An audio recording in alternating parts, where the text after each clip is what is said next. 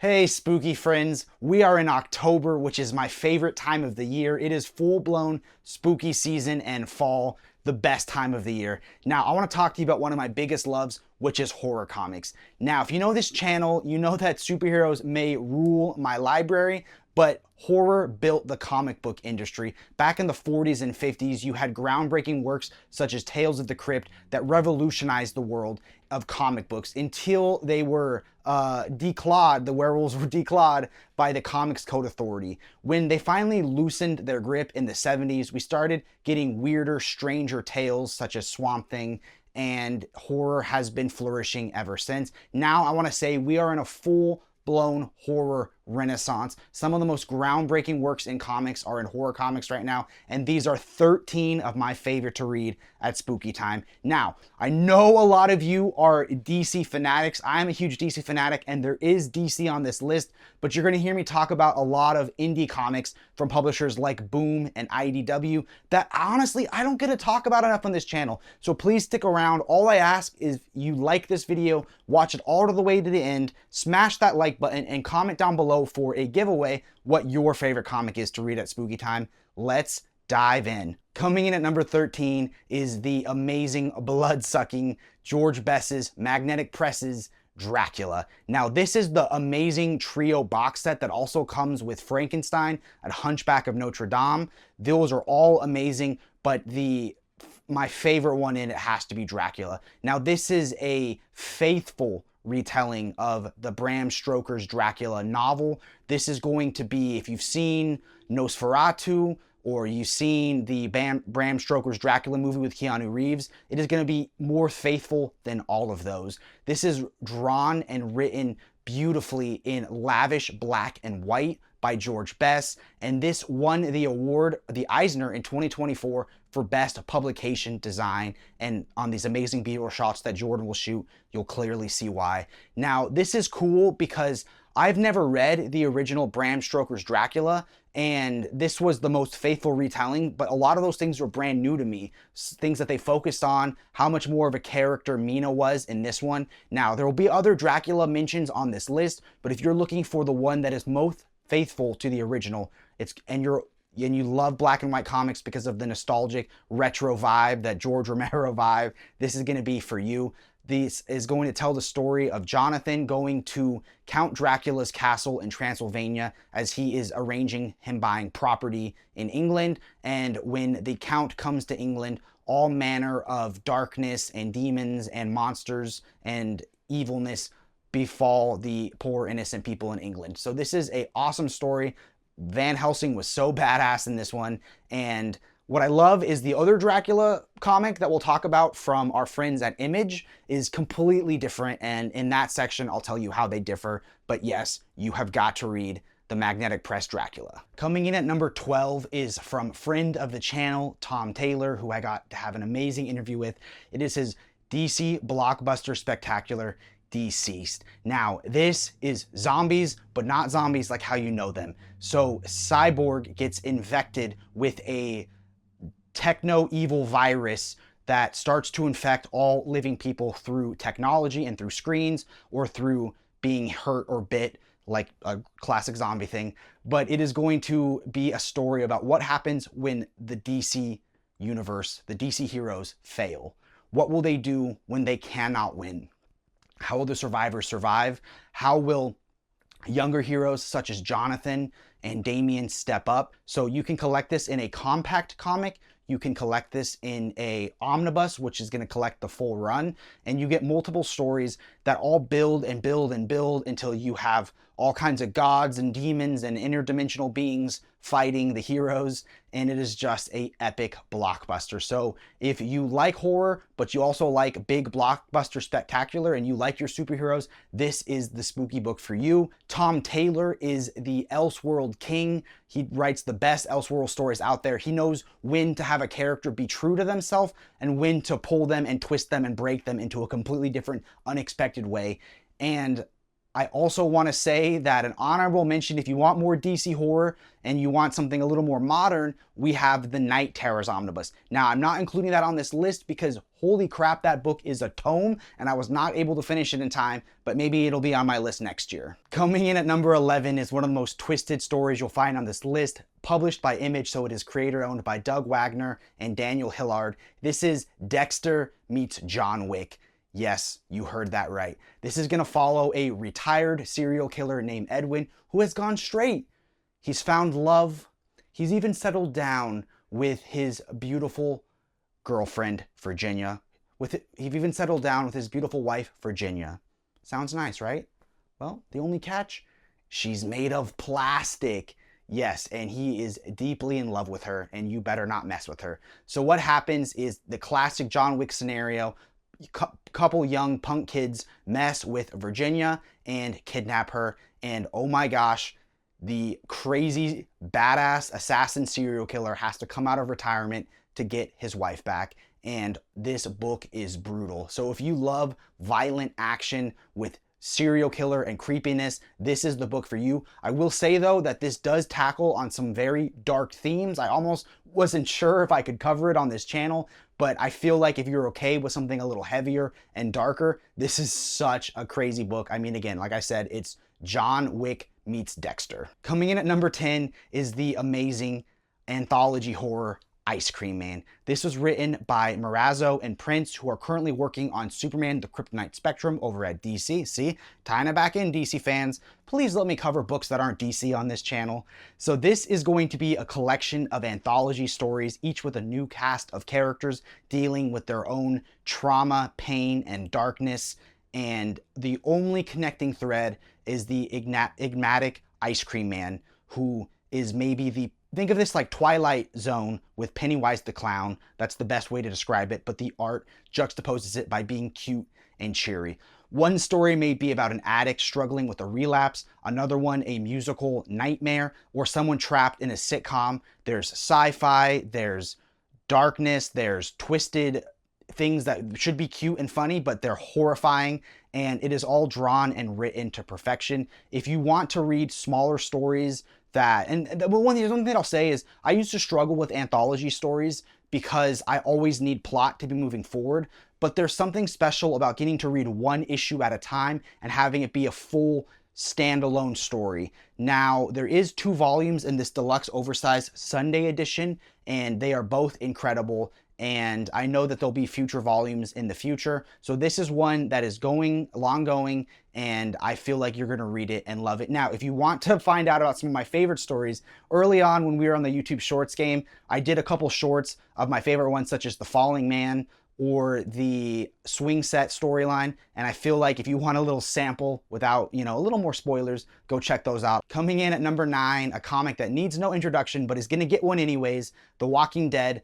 Published by Image Comics, now under a subdivision Skybound, written by Robert Kirkman. Volume 1 was done by Tony Moore, who then dipped. The rest is done by Charlie Adlar for the majority of the series. This is The Walking Dead. Now, I knew about the TV show first. This was before I was into comics, and that show blew up on AMC, and it's now had like a trillion spinoffs and movies, but this is the comic that started it all. Now, my biggest complaint with the TV show is I felt like the first episode of a season, the mid-season finale, and the finale of a season were all you had to watch. The rest were just people standing around, talking with each other, and I felt like nothing happened on that show. This comic is completely different.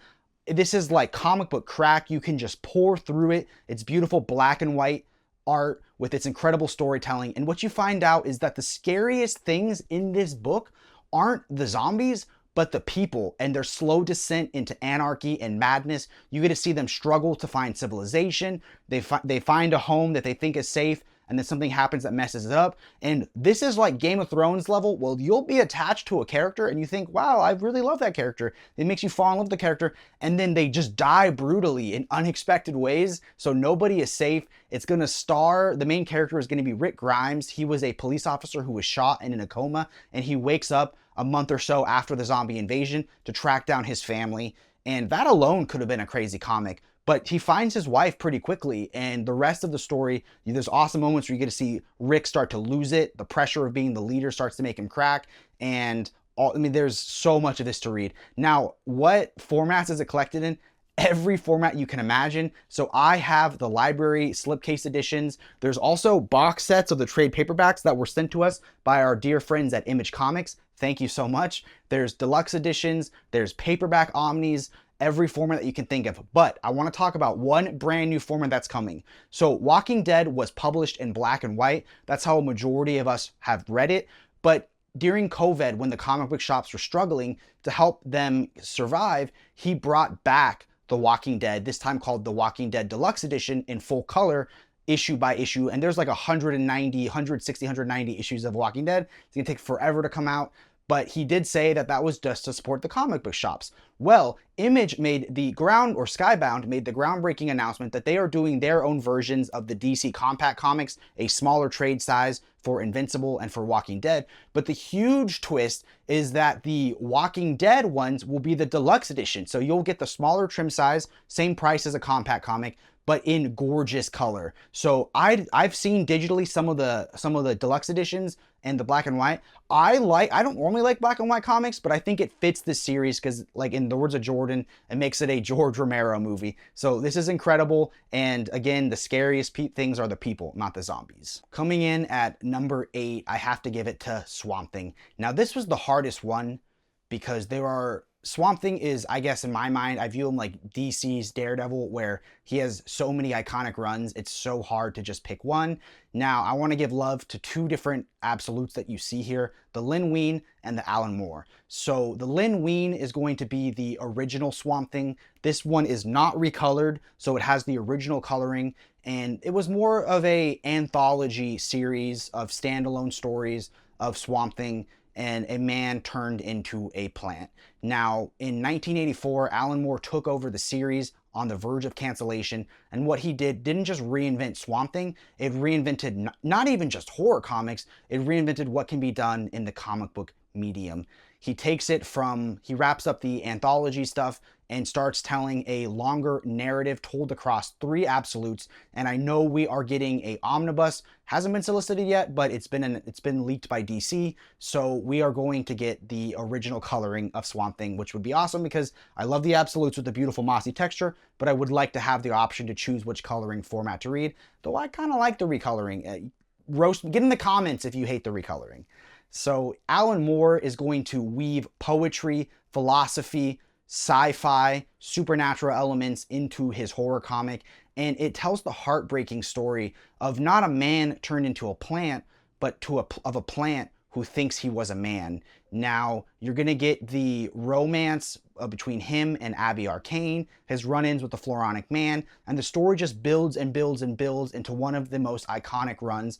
Though, trust me, Alan Moore starts to get real weird, real fast. It's incredible. Now, I do want to say one of the best announcements is a future book you're going to see on this video. Something is Healing the Children is going to cross over with Swamp Thing, so I cannot wait. That is one of my most excited books of the year. Let's jump into the next one. Coming in at number 7 is Mike Mignola's groundbreaking Dark Horse Hellboy. Now, Hellboy is massive. What started as a smaller comic has spiraled into one of the largest universes, connected universes in all of comics.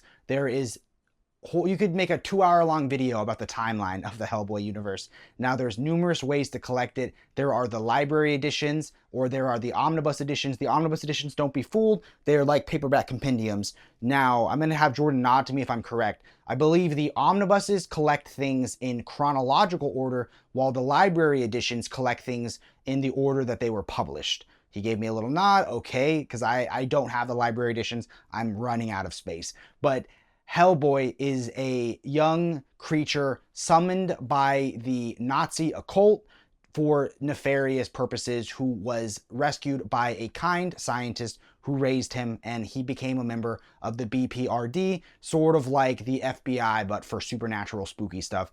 Now, there's rotating characters that come in and out, and then they get their own spin-off stories and all kinds of crazy stuff. I don't have time to, I mean, look how giant the monster size is. Now, what I will focus is on the very first storyline, Seed of Destruction. I say read Seed of Destruction, and if that tickles your fancy, there's a whole host of comics you can read in the future. But that is going to tell the story of Hellboy, with Abe sort of like a discount store creature of the Black Lagoon, but don't tell him I said that because he seems insecure, and a mysterious pyromancer with a fiery personality, to say the least. Now, they are investigating a mysterious sorcerer who has ties to Hellboy's occult lineage, and Hellboy's gonna learn stuff about himself along the way. Now, this is a spiraling world. I admittedly have not collected all of it. I have not read as much as Jordan has, but what I've read, I've loved. And it's not just Mike Mignola's writing, but it's the fact that he is drawing and creating exactly the kind of book that he wants to create. That is what's so fun when you get away from the DC and Marvel world of things, is that you get these amazing creator-owned properties where they can do whatever they want to do and tell exactly the kind of story they want to make. Now, before I had read Hellboy, I had seen the movies. Trust me, whether you like or dislike the movies, throw that out of the window and give Seed of Destruction a shot, and tell me in the comments what you think of it below. Coming in at number 6 is one of the most groundbreaking ongoing horror comics we have right now, published by Boom Studios, written by James Tynion, and art by Werther Dell'Edera. This is Something is Killing the Children. Now, this is, again, a horror comic that needs no introduction, but it's gonna get one anyways. In the town of Archer's Peak, something is killing the children, and nobody believes them. Kids start to go missing, and some of the kids see these horrifying, scary monsters, but the adults, they don't see anything. They don't believe, they just think it's kids' dark imagination, and there's nothing that anyone can do. Until a machete-wielding, badass heroine comes to town named Erica Slaughter. Now, she is from the secret order, the House of Slaughter, and she is there to kill the monsters. So this is an awesome story. What I love is that the first deluxe edition tells the amazing standalone-esque storyline of her dealing with the monster and dealing with going rogue to save the children and her issues with the House of Slaughter. And then the universe just starts to expand. We have the House of Slaughter Deluxe Edition. We have Volume 2 of this. There's a House of Butcher. All kinds of storylines. And yes, we're getting a Swamp Thing crossover. We're getting a Fall of the House of Slaughter. So this is, and we're getting over 100 issues of Something is Killing the Children. So I love this story. It is my wife's favorite comic. I even got it when I met James Tynion, personalized to my wife, because it is the book that made her start to enjoy comics. So I'm so grateful. Everyone needs to be reading this. And James Tynion, or the people at Tiny Youngin, if you see this, please let me interview James. It would be a dream come true. Coming in at number 5, we have Marvel Zombies. Now, if you found this on the algorithm because you are watching the Marvel Zombies TV show and you want more, this is the place for you. I will tell you, though, that this is going to be a lot different than anything you saw in the show. Before Marvel superheroes dominated the big screen, Marvel Zombies asks the big question: what if the world's greatest heroes started eating people? Now, what I love about the Kirkman stuff, and there's going to be a lot of different stories in this omnibus and in the returns, but what I love about the Kirkman stuff is how much humor he infuses into it. So you're going to see the Avengers, the X-Men, even Spider-Man as undead, godlike zombies that like eating people. Now, there is some heartbreaking stuff in here, and there is some hilarious stuff in here, and there's a lot of stories between these two omnis. And what I like is that finally there's a Marvel TV show and the applicable omnibus is in print. So you can currently buy both of these as a bundle from Panel Bound Comics. That'll be linked down below. But this is a awesome, fun ride. I would say that DCeased plays it way more straight. This one is a little more of a black comedy. Coming in at number 4, one of my favorite books to read around fall, you have Dark Horse's Harrow County. This was done by Cullen, Bunn, and Tyler Crook, and it's going to combine folklore horror with coming of age and a young woman finding herself. So in a remote farming community, you have a young girl named Amy Crawford who starts to discover mystical things happening and her connection to the monsters and haints and zombies of the land. So she is going to find out about her connection to a witch that was killed years ago, and she has to figure out, is she going to follow in the witch's footsteps? Is she doomed and fated to follow in the witch's footsteps, or can she become her own person and use her powers that she's discovering and finding out in her own way? This is the perfect fall book. It is so spooky, it is so fall, it is so October, and I love it.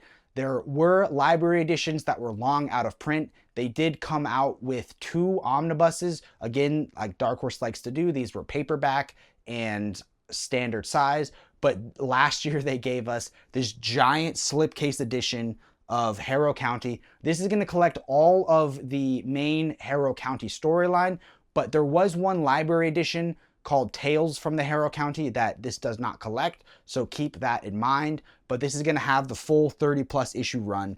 Now, what I love is that the story starts small, and then something happens that you feel like is going to have a cliche outcome, and then the complete opposite happens, and the story just grows and grows. Side characters become more important, new characters are introduced, and I mean, her partner is a little boy with no skin who can talk through his skin. So he can have his little skin in one room and he can be spying with his skinless body. It is wild and all kinds of spooky, witchy goodness. And it's one that everyone needs to read every fall. Okay, for number 3, I'm not giving you one book. I'm giving you 3+ future books in the future.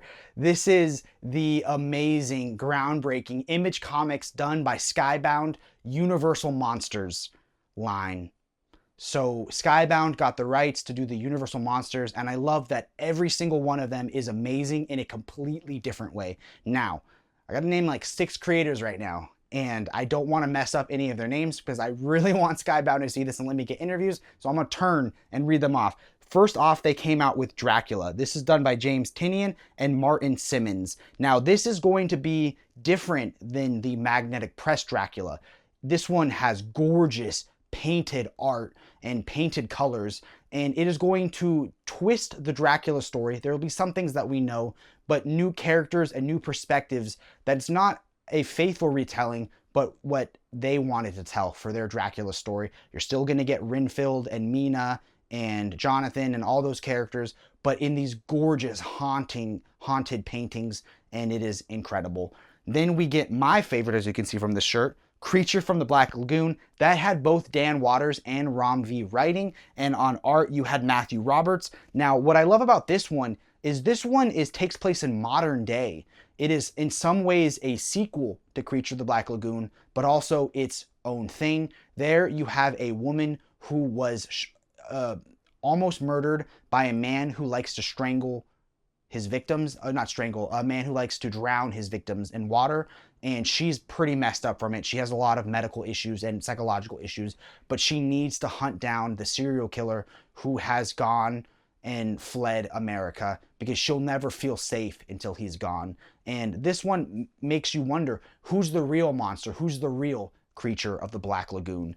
And lastly, the most recent one, and I say lastly, I mean lastly of the collected edition ones that we have Frankenstein, written and drawn by Michael Walsh, and that one was awesome. So it's going to tell the story of a young boy who's mourning his recently buried father, and he sees people start to dig up his father and take his body away. So he jumps into the cart, and you get to see his perspective throughout the storyline.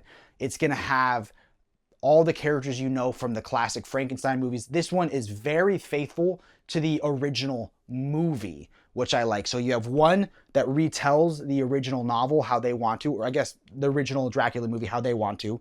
One that acts as like a sort of sequel that does its own thing. And lastly, one that not only is so faithful to the original movie, but also fills in gaps and missing pieces and adds some subplots that the movie doesn't have. But it's the story of Frankenstein's obsession with bringing someone back from the dead and the Frankenstein's monster that he creates. And you, of course, the whole who's the real monster. Now, there's heartbreaking moments in this book because Frankenstein, in a weird way, has the brain of a child and he wants to play with other kids. and this is what they said in one of the letter pages. He just plays a little too rough, and you get some of Mice and Men stuff, some show me the rabbits stuff.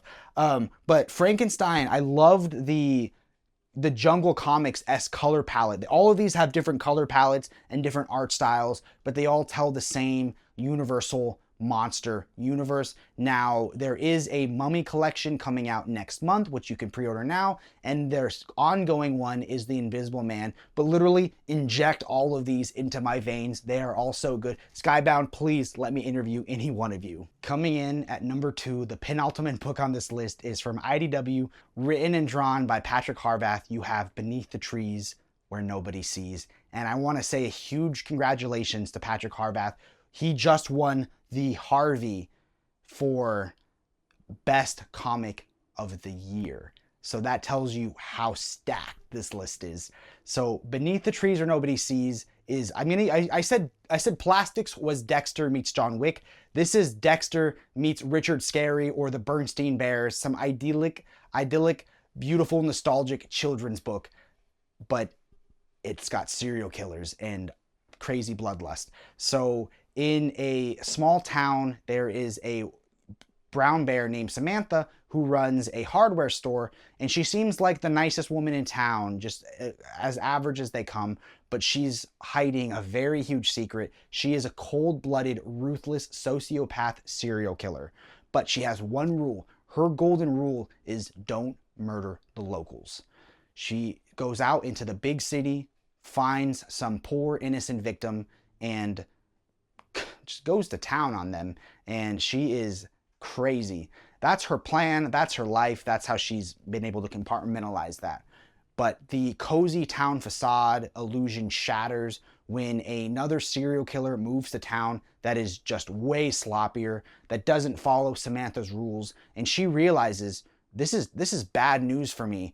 I almost said Bad News Bears. That's terrible. Please don't. I'm going to cut that joke. Okay, so it's bad news because it's going to make things way harder for her. And if they look too closely into who that serial killer is, they're going to find out about all of Samantha's victims. So she has to find the serial killer in this perfect small town where it's all the friendliest little critters you've ever met.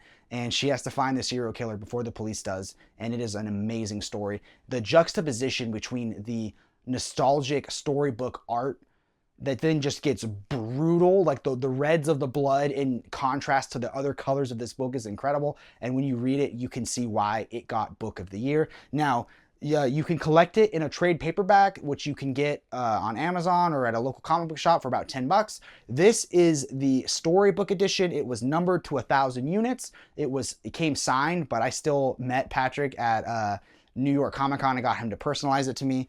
And this one has a ribbon, gold trim. It's all fancy book jewelry, but this is a book I love so much. I do want to shout out Gianni of the Biff Bam Pow podcast. He did gift me the trade paperback a year ago as a Christmas gift, and that's when I originally fell in love with this story. It's just so perfect to read during fall, and it is one of the best comics I've ever read. And that brings us to number 1 on this list, my new favorite horror comic of them all. That is Hyde Street. This is done under Image on the Ghost Machine imprint, who I just love everything that they're doing. This was written by Geoff Johns, who's my dream interview. Art by Ivan Reis. You have colors by Brad Anderson and inks by Danny Miki. I first fell in love with Ghost Machines with their other universe of comics that includes Geiger, Redcoat, Rook, Junkyard Joe. And when I heard they were doing a horror universe or horror line called Hyde Street, I was like, color me intrigued. I had no idea what to expect. What I love is that it takes the anthology side of the, Tales from the Crypt or EC, but it tells it with a modern, fresh, cinematic. Like, you guys know how Ivan Reis does art, how cinematic it is, and it is incredible. It just feels so fresh, but also so nostalgic. So what is Hyde Street? Well, if you take a wrong turn in any city or town, both physically and in your heart, you're going to find yourself unfortunately on Hyde Street. This is a Twilight Zone-esque world of anthologies, stories where you meet a host of creepy, spooky characters, and they test you in a way that makes death look like the easy way out. So each issue is gonna focus on a different character on Hyde Street and the ways that they sort of test the people that end up there in unique and spooky ways. You have Mr. X-Ray, you have Pranky, the world's most dangerous Boy Scout. You're going to have a mysterious man that's tallying all the souls that these people test. You're going to have like a Frankenstein type monster. You're going to have all kinds of crazy characters, some good, some bad, some really bad. And they're just the way that they test these people are just so interesting and trippy every single time. I loved it. And what I love is that while Ice Cream Man is very much pure anthology with almost no connecting tissue, this is my favorite kind of anthology story where each issue is standalone on its own, but it weaves together an interconnected world of characters that does push the story forward. Now, you guys know I love my oversized books. Sadly, there isn't a deluxe edition of Hyde yet, but there is this awesome trade paperback that does come out this Tuesday in the direct market where you can buy from Amazon. But as always, buy from your local comic book shop. I actually got this at Midtown Comics in New York while we were there for Comic-Con. We walked in the big scary city of New York and went to an awesome comic book shop, and I was able to find it there. So I want to thank the amazing folks at Ghost Machine. I hope I get to interview this creative team someday, but I do have an upcoming interview with Jason Fabuk from Rook. So yeah, the fact that Ghost Machine can tell every genre of comics that they want to, and every single one of them is like a masterclass of writing and art. They are seriously the most interesting company or imprint at Image right now, and I am just in love with everything that they do. But that's gonna bring us to a close. Let's jump into my final thoughts. And that's gonna bring this video to a close. I hope you found 1 or 2 new spooky books to add to your list and your library, and that you have an amazing Halloween if you celebrate. I want to give a shout out to a friend I made at New York Comic Con. Our friends over at See No Evil t-shirts. They'll be linked down below for giving me this awesome Creature of the Black Lagoon shirt. He gave us a couple other things of merch, so go buy awesome spooky shirts from them. See, I can wear stuff besides just superhero shirts. I also want to give a shout out to Panel Bound Comics, who made that trip and all of this possible. There you can save $2 with the code BRAVEBOYS or 5% on 4 more books with Brave Boys SIT. They'll also be linked down below. And lastly, come join our Discord. Make your new comic book best friends in the world. It's amazing, and I hope to see you at a convention soon. Keep reading and stay spooky.